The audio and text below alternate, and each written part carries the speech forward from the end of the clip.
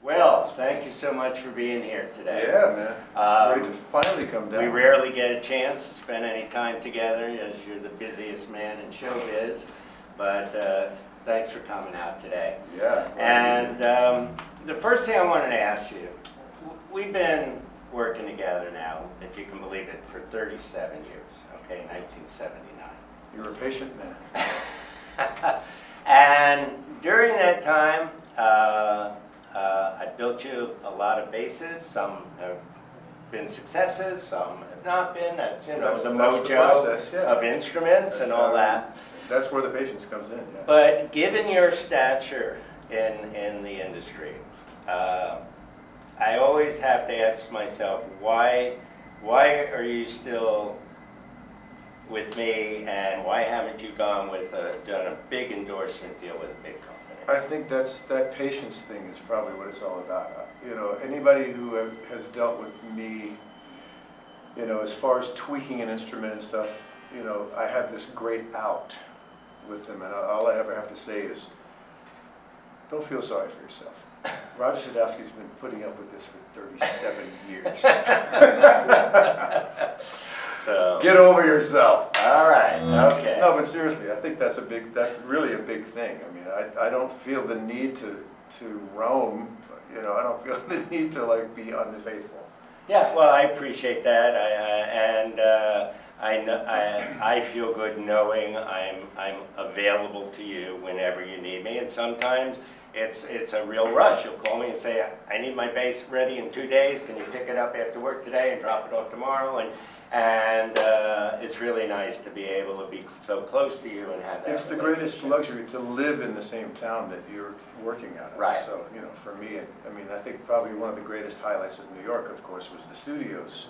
But now it's you. So, no pressure. Yeah, I mean, I lived through that whole collapse of the studio scene in the 80s, and I remember the bass players were the first ones to suffer from the synthesizers. And They just feel sorry for themselves. Oh, okay. I think actually the string players and the drummers got it first. They got the drum machines. They got the. Oh, I can make a string sound, and somebody play this really cheesy thing, and that would replace the strings, and it was like, are you kidding me? All right, so everybody asks me now, what's Will doing now that he's not doing Letterman anymore? And I tell him I don't think he's ever been busier in his life. So why don't you fill us in a little on what you have been doing? Well, Letterman was an amazing experience to be a part of. It was a steady gig, as we say in our industry, and if you look up steady gig in the dictionary, I think they've replaced whatever was there before with the picture of the Letterman show. Absolutely. Because we're talking 33 and a third years. 33 and a third year. Wow. That's very steady. Yes. That's all the way steady. And I miss it, but I really am glad that I did the amount of years that I did, because I feel like I got my fill, and that was it was very satisfying doing it. It was basically, as far as the New York lifestyle and the daily grind goes, the Letterman show used to be for me, and I don't think I really took advantage of knowing this while it was going down, but basically my day was a morning filled with chaotic stuff, an evening of chaos, and in the middle was this oasis, the Letterman show, But now it's just chaos all the time. So that's the big difference right now. And it's really, I think the fact that I sort of feel busier than I have since before the Letterman show is that basically, now I can travel to go to places, and that's a big part of the chaos and a big part of the busyness, if you will. Well, I know you've been going to Japan a lot. Well, that's yeah. And you spent last winter in Venice, just living out in California. Yeah, man, I think we're going to try to do that every year. That's a really nice thing to do. That's great. That's great. I have so many friends in LA and the surrounding areas. Sure, I would expect It's you never a dull moment. All right. So one question I'm dying to ask you, because I get asked it all the time, is why do you like a belt cover over the neck pickup on your basses? I think it started. I think it started for me. Not even when I first got my first bass, which of course was a Fender Precision bass, and it came with that. Right. And I don't actually remember if that was a thing that I was used to having, be attached to the instrument all the time or not.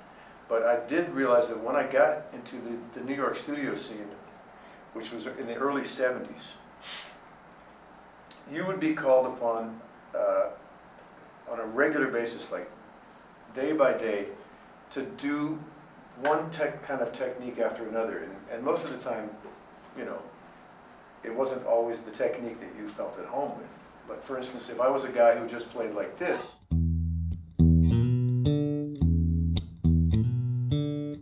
not even touching the belt. Right. I'm resting on the string, and that's fine, But then Larry Graham came along, and you had to play, You had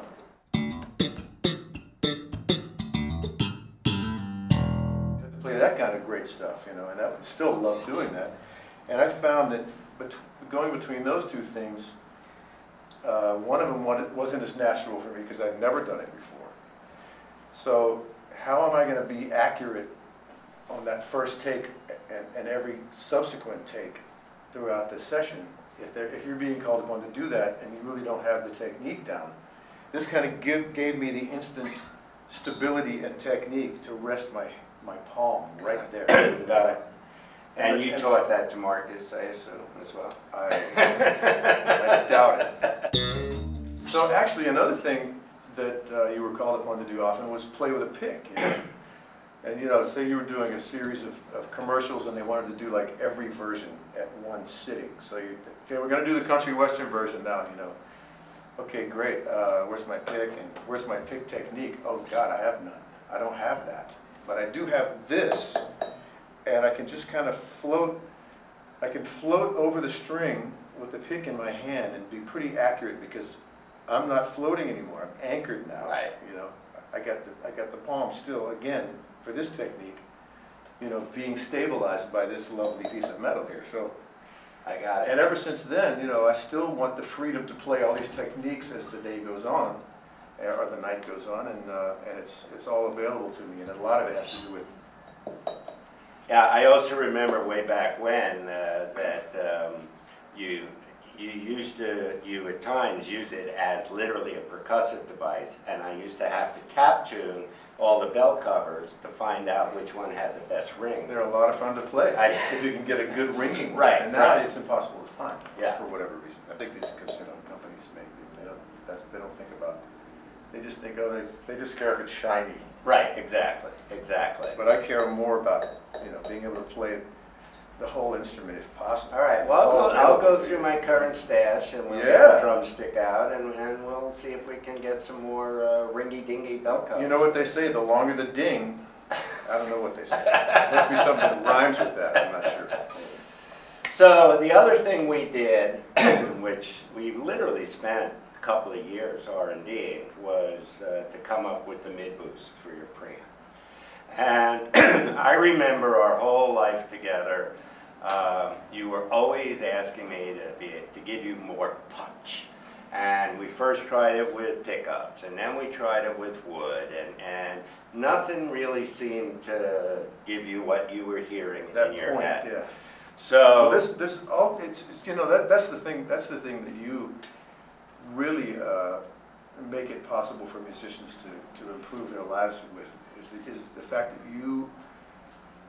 you're hearing what people are saying, and they may not be able to articulate it, but you're going to keep drilling and fishing until you get something that translates into the technology side of what the hell somebody's trying to say. Yeah. I love that about you. And in my case, I was always trying to describe poorly what I was looking for, and you were always tweaking it toward what it sounded like I wanted.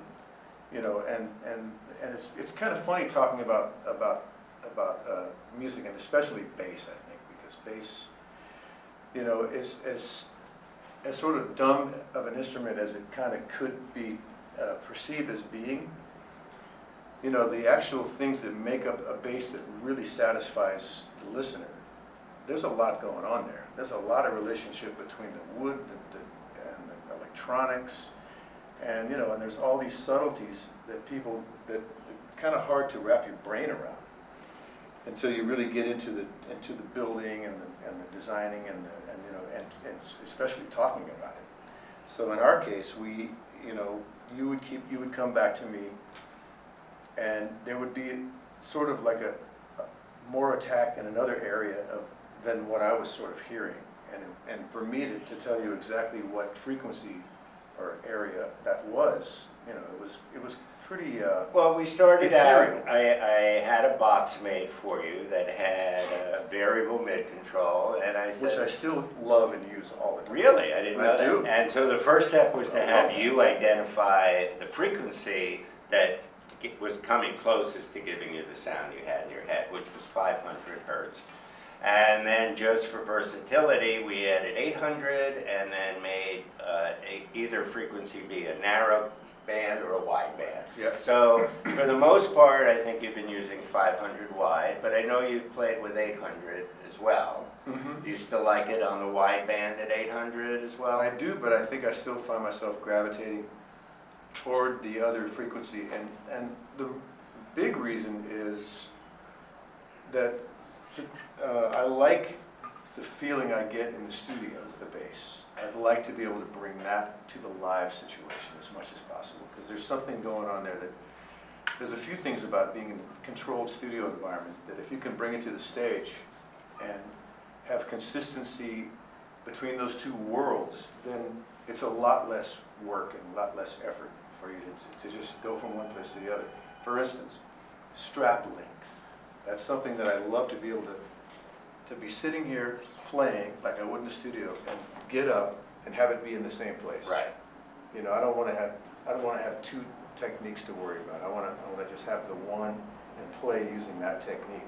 I'm never going to do this when I'm sitting down. Right. So when I'm playing live, this just doesn't feel right to me. Right. You know, to do this beautiful looking thing that doesn't really function. Sure. You know, give me the ability to articulate the way I'd like to. So with that in mind, I would find that on live gigs, I would play so hard to get to that sound that I was hearing in the studio easily with a controlled environment with headphones, as much of yourself as you want. By the end of the night, my fingers would be almost bleeding because I was playing so hard to get that frequency out of the instrument. Got it. Right? So now I'd never have to do that. That's wonderful. That's Yeah, wonderful. So we that's what the whole accomplished mid-range our goal. was. Yeah. Yeah, and the issue we had was It cuts through. most of the circuits that allow you to boost mids uses a total different type of circuitry than my original preamp. And so whenever we tried those circuits, you would say, well, it doesn't sound like my bass anymore, you know. Right. And so what we had to do was keep my original treble bass boost circuit the same, and then piggyback just a separate mid circuit on top of that. So we gave you the mids without changing what you were used to on my preamp without the mids. If I could have asked for that in the beginning, I would have just said, hey, just do that. Okay, But who knew? right. Who knew that you had to go through those hoops to Yeah, get no, there? it literally took us, I think, a good 2 years of trial and error to nail it. And people seem pretty happy. They like the model. Yeah, they're very happy. The other issue we had to deal with is you originally wanted 24 frets, and I there was did. no way to do 24 frets, Have any room. keep this pickup in its normal J-bass location, and have any room to pop the G string. Unless you So- had one of these necks that went out to here. Right. And fell down all night. Exactly. Yeah, yeah. So we compromised at 22, and your model is our only 22 fret model as well. So the other thing I want to ask, you've always used single coil J pickups, and then one day, for the hell of it, I asked you to try a bass with our soap bars in normal J pickups. What do you like out of the soap bars, and when you choose to use that bass with the soap bars or the one with the regular I J? use them when it sounds good. Okay. And that's me talking to the guy who's got to figure out what the hell that means. And in this case, what that means, I think, is going back to that relationship between the wood and the electronics. I don't think that that works for every bass. Right. You know, and these, on the other hand, work fine for probably most basses, right? Right. And that's not always the answer, but sometimes it totally is. So to put the soap bars on. Okay. The bass that I brought in today, it's, you know, people see me playing it, they go, "Oh, he's a soap bar guy." But Right. yeah, and what they don't realize is what they're saying is, what they're seeing is that bass requires the soap bar more than another bass would. Would I be correct describing it as just a fuller, fatter sounding J bass, or is that too? Yeah, I think so. I think that works. Yeah. Because the pickups are still in normal J location.